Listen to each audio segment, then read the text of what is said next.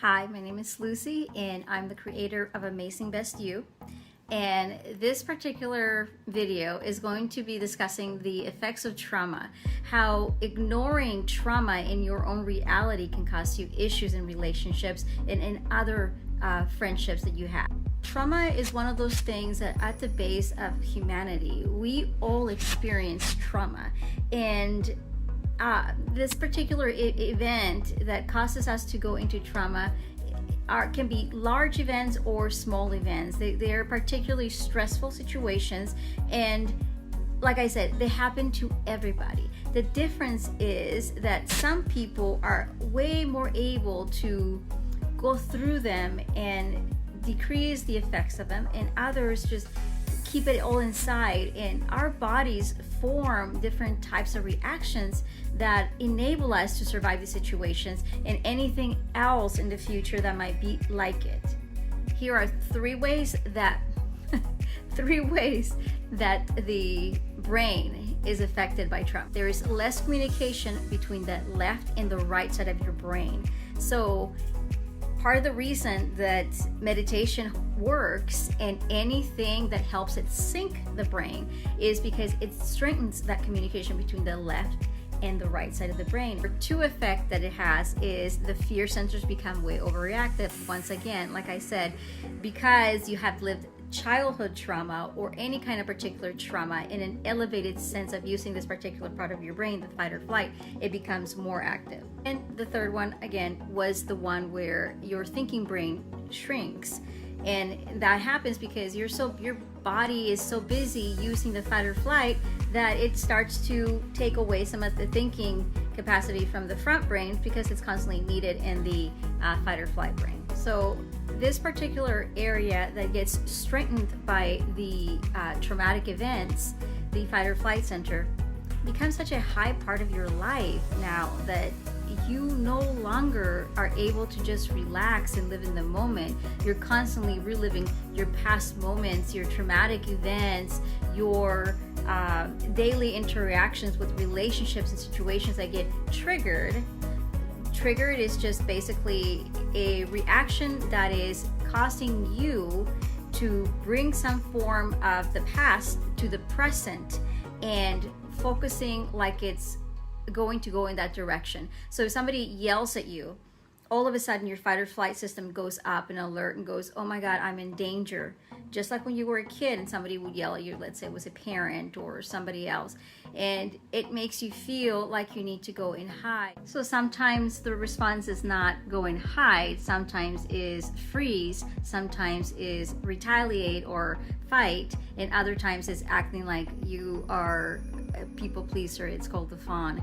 And these things are called personality responses. And I will list the personality responses for you in a second. Trauma personality responses. We'll start off with a particular way that the traumatic events affect you and the way that you deal with them.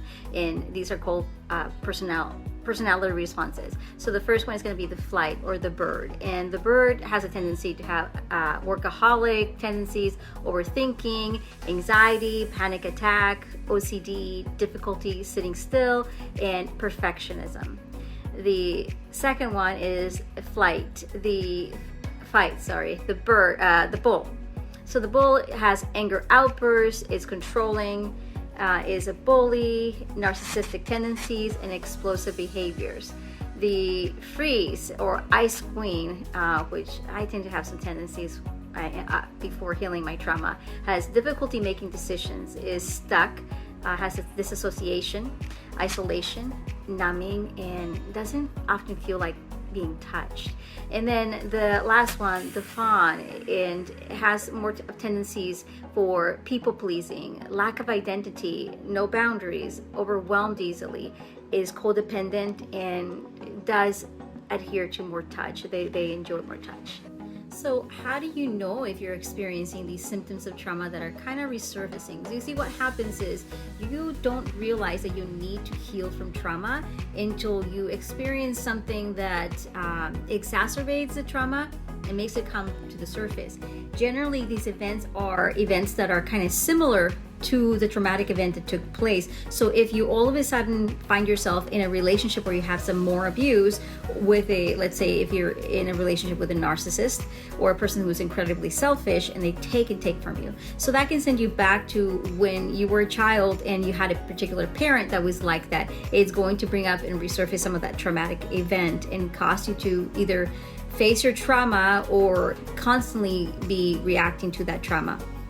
You also can experience other situations, like when you have children, and these, the children, the interaction with your children bring you back to when you were a child, and it begins to make the traumatic events from the past kind of resurface. It puts your brain in a similar circumstance to when the actual event took place, and therefore exposes you to and forces you to kind of start to bring up those trauma responses. So here's some signs of unhealed trauma. You have low self-worth, always fearing what might happen. You're resisting change. You have habits that don't stick. You're codependent in your relationships. You fear abandonment. You are putting your needs last. Needing external validation.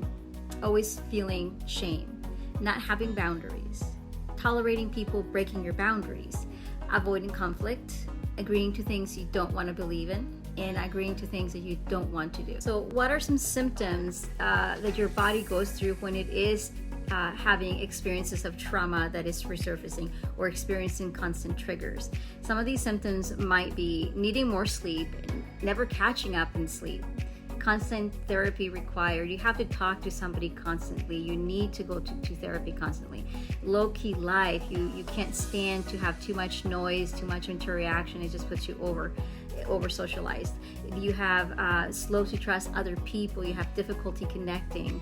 You have persistent stomach pains, neck pains, inflammation. And once again, you tend to continuously go into depression. You continuously go into anxious modes, panic attacks, just self-isolating. Those things affect your body, and so it creates those effects in you, and that's how you know that you are experiencing reliving of trauma. So what is the first thing that you should do if you are finding yourself reliving these traumatic events, having more and more trauma resurface, and you're having symptoms and you feel like you're stuck in a box right here with just yourself and your mind and explosive little episodes that you're having in there? And how do you fix this? One of the first things that you need to figure out is what is causing these triggers. And the reason that you want to do this is so you can start to become self-aware. Self-awareness helps you refocus your brain and your mind to the situations so that you can get a grip on the situation and not the other way around. So they don't own you, that you own your life. Another way of uncovering your trauma is to journal. By journaling, you can have a whole set of questions that you can ask yourself. For example, I'm going to be posting some questions right here that you can journal about that are going to kind of hone back into yourself and help you uncover some of those past triggers and trauma issues that are causing you to continuously relive this trauma.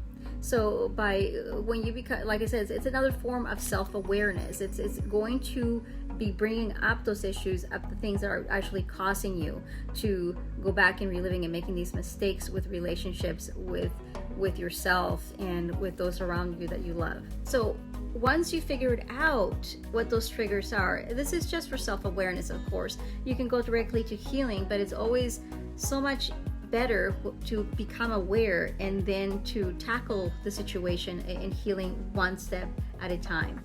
But once you have figured out through journaling and through self-awareness what your triggers are and what caused you to have those trauma events, I want you to then pick a few healing modalities. And these modalities are things that people use to heal their brain. Now, it's you can go through it many ways. One is meditation, which is hugely, amazingly works. It works. I have done it for like 5 years, and in the process of healing my brain, I went through this incredible shift, and I uncovered my traumas. I healed so much I didn't think I needed healing, and it really helps. So meditation is one of them. The other one is cognitive behavioral therapy. Theta healing. Theta healing is where you sit in a meditative state and you go into this meditative calming effect, this theta wavelength, and you go into yourself. You ask your innermost highest self, what is causing your trauma? How can you heal it? And then it helps you, because it really walks, this self inside voice tells you what your next step should be. So you should be asking questions when you're in this state of, what should I do next? How should I heal? And when in this trance state, you think that higher self that you have.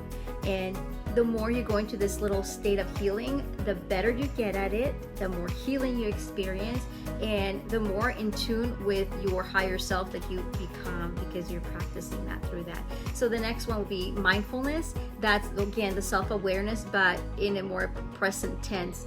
You don't question anything. It's almost like awake meditation. Mindfulness is awake meditation. If you stay in the state of mindfulness and stop your brain from constantly overthinking, you're going to be healing half of your issues right there already. And let me tell you, it's not easy. So when I say mindfulness, practice pushing away that thinking brain, it takes time, it takes practice, and it almost hurts in the beginning. But it's worth it. You will be able to calm that thinking brain. And like I said, it hurts in the beginning, but with every kind of pain that you experience, there is results at the end. You will be able to have a mindful life. And after a month, I would say, of you going through this process of meditative and mindfulness and self-awareness, you will go through this spurt and breakthrough. And this breakthrough will feel like an almost a warmth that comes all over your body, a calmness. Like, gosh, I had nothing to do this morning.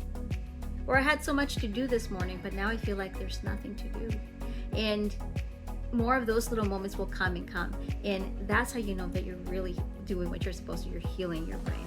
So the next one is heart rate variability training. And this one I'm not as well aware of how to do, but basically it's producing an exposure kind of treatment, and this one you would have to go and get an expert at, and I'm not definitely an expert in that one, but just giving you the modalities at this point. The next one is regular therapy. You can talk to somebody about what is causing your issues. Now, I'm a trauma coach and I am a awakening coach, so I don't do therapy. I'm not a therapist, but I always recommend that if you do need to just talk things over, because sometimes, a coach wants you to face your fears. A coach needs you to do your own healing, but a therapist will be there and help you and guide you through these processes. So I'm a big proponent of helping you, telling you that if you do need to find a therapist, you do need to find somebody that's safe for you to go through this process with. And if you need that, go find that.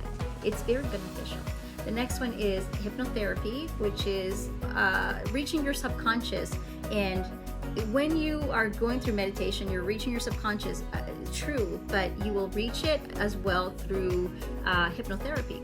Regular therapy, already discussed that. Emotional regulation exercise is the ability to, when something happens on you, you quickly acknowledge it, let it take over your body, and then let it go.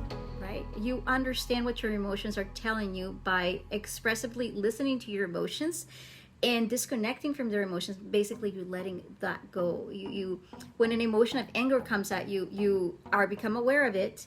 You let it take over your body. You ask it, what is it telling me? Why am I angry? And you're going through the process of uncovering what caused you to behave that way. And when they go, yeah, I do have a right to get angry. But maybe what I have more of a right to do is express how it made me feel and setting boundaries so that I don't get to that point. And that's why that emotional regulating exercises are so important too. I hope that I was able to help you understand some of the trauma effects that are causing in you, and how to go about seeking help for yourself, how to begin to heal your trauma events. If you want to know more, please click the link below for the particular blog post that I created, and there I will go through more modalities and more details on how to heal yourself, and including suggestions on videos that might be helpful. So go ahead and click it, and if you like this video, go ahead and click the like button, subscribe, and also, if you don't want to go at this alone and you are ready to do the change that you want to do the change, feel free to book a coaching session with me. I do trauma coaching, and of course, if you're going through awakening, I do awakening coaching. So if you have any of these issues and you would like somebody to walk you through on how to go about healing, I am here.